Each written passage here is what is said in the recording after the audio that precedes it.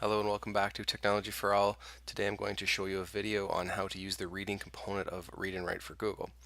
So I've launched a Google Doc, I have the Read and Write toolbar launched, and we're going to focus on the play button, which is a triangle, the two vertical lines for pause, and the square for stop. These buttons are going to allow us to have our text read back to us. And for students, this is great to improve their writing. It allows them to hear what they have written, which they can then go back and make changes to make sure that the sentences actually make sense and they say what they want them to say. Often students will proofread their own work but will not realize certain words are missing, like those small little words like is, to, but, and, the.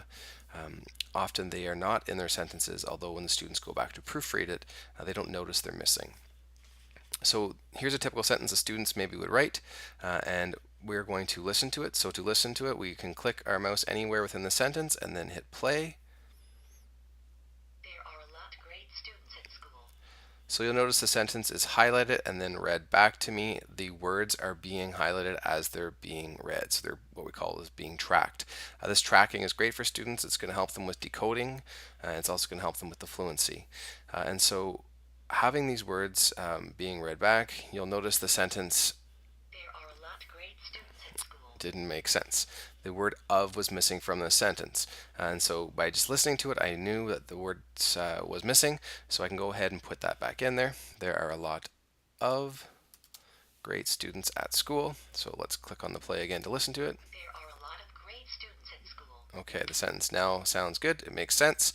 We know we are now good to go. So as you can see, that is how you have text read back to you. The pause button will pause in the middle of the sentence and the stop button will stop.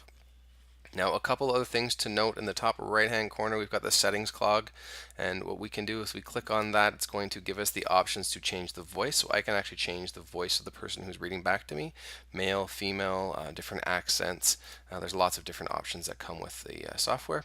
I like to choose US Ava. The voice sounds pretty lifelike. I'm actually like a human. Just below that, we have the ability for speeds. Medium is the default setting, and I often like to dial it down to slow for a lot of our students. But it's important for the students to know where the setting is so they can change it. And the last thing I like to turn on is continuous reading. If I was to have multiple sentences listed within my Google Doc, I would click at the beginning, hit play. It would continue to read until it got to the very end of the paragraph or the text. So that turning on that continuous reading allows students to listen to a full story or text fluently. So that is it for the reading toolbar, the reading portion of the Google Write toolbar. Hopefully that has helped you out.